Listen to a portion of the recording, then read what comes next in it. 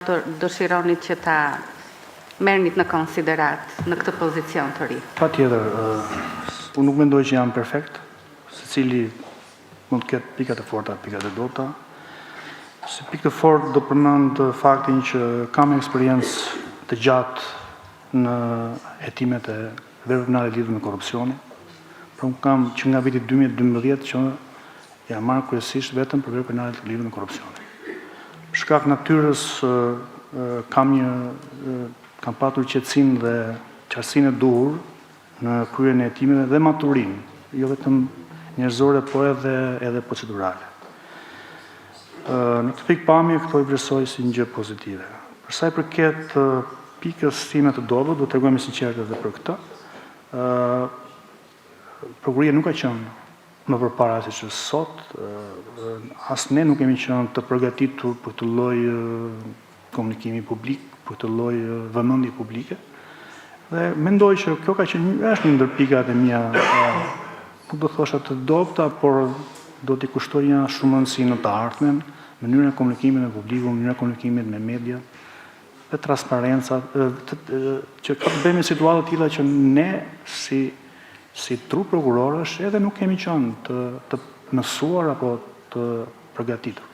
Sepse, siç e shohim, gjithmonë del drejtuesi, është ai që përfaqëson, por prokurorët nga ana tjetër nuk kanë patur gjithmonë këtë mundësi. Dhe këtu ka vend për përmirësim.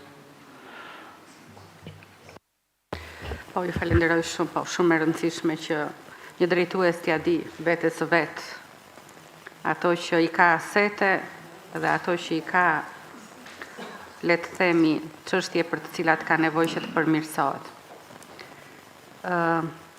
Çfarë do të merrnit juve nga drejtuesit e mëparshëm?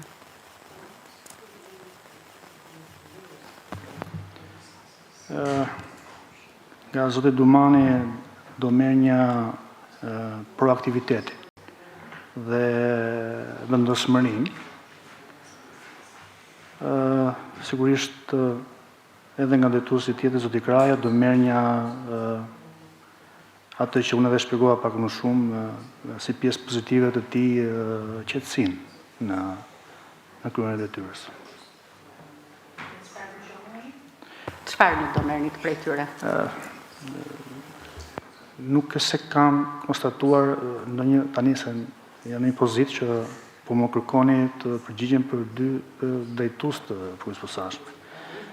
Mendoj që pak a shumë se kanë ushtuar të 2 të njëjtën detyrë, por institucioni nuk ka qenë i njëjti. Mendoj që edhe për shembull, nëse po flasim për zotin Kraj, mendoj që institucioni mund të ishte më aktiv në atë periudhë, edhe pse çështjet duan kohën e tyre, duan periudhën që të sigurojnë provat e nevojshme etj. Dhe një periudhë as 3 vjet nuk ishte, sepse viti i parë ishte viti i krijimit, funksionimit, ngelen vetëm 2 vjet, dhe vjet çështjet e duan që të piqen para se të dërgohen në gjykatë. Do isha më aktiv. Kurse në krahasim me zotin Dumani, duke vlerësuar për punën e vet, do t'i merrja anën, sigurisht anën e mirë të proaktivitetit, dhe nuk e di, e kam vështirë që të gjej një anë që nuk të doja ta kisha, edhe nuk jam fare konformist, po tregoj shumë sinqert. Ju falenderoj nga zemra për sinqeritetin dhe për këtë analizë të shpejtë që juve e bët. Edhe një pyetje të shkurtër tjetër. Juve patjetër që do të kujdeseni, sikurse jeni kujdesur për aspekte që kanë të bëjnë me pavarësinë, me mbrojtjen nga presioni personal dhe institucional, sepse detyra e drejtuesit kjo është. A ka një masë specifike që juve vlerësoni që duhet marrë si drejtues me qëllim atë që quhet mirëqenia psiko-emocionale e prokurorëve të SPAK-ut? SPAK-u nuk fillon sot. Ka 6 vjet që funksionon. Sigurisht kjo 6 vite është edhe eksperiencë, edhe vështirësitë ku kalohen, shndërrohen në aftësi. një pjesë e prokurorëve kanë qenë të mësuar, sepse pothuajse gjysma ka punuar te krimet e rënda që nuk ka qenë publiciteti kaq i madh mbase, por ashpërsia e punës ka qenë edhe mbase mund të ketë qenë disa raste edhe më ashpër. Në cilësinë e drejtuesit, sigurisht do të isha empatik me secilin prej kolegëve dhe do ndaja me ta përgjegjësinë për dosjet me grupet e timore, duke mbështetur në punë dhe mbi çdo nevojë që ata do kishin.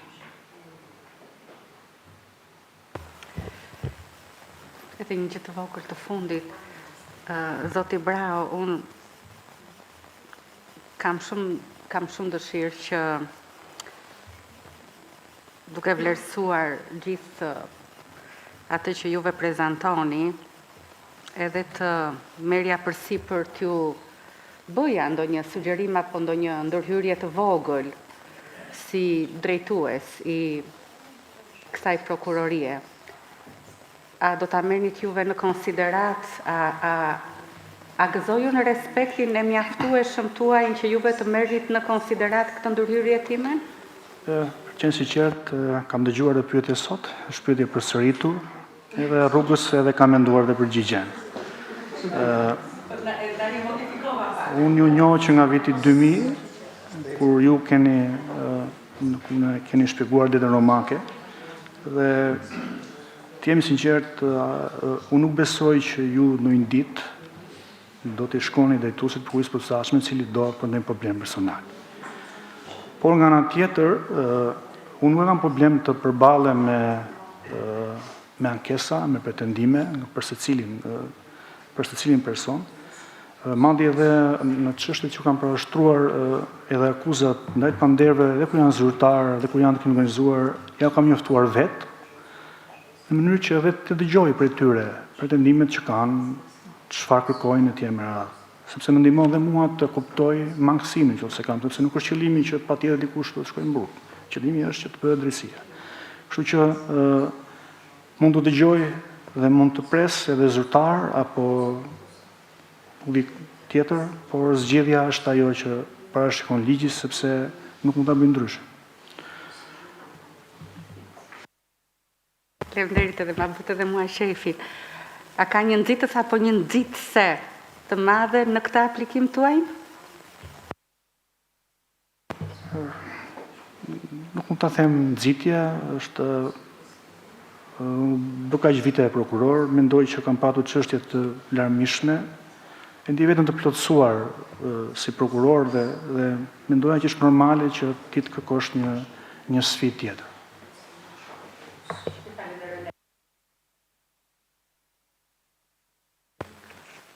Po, zonja Rita.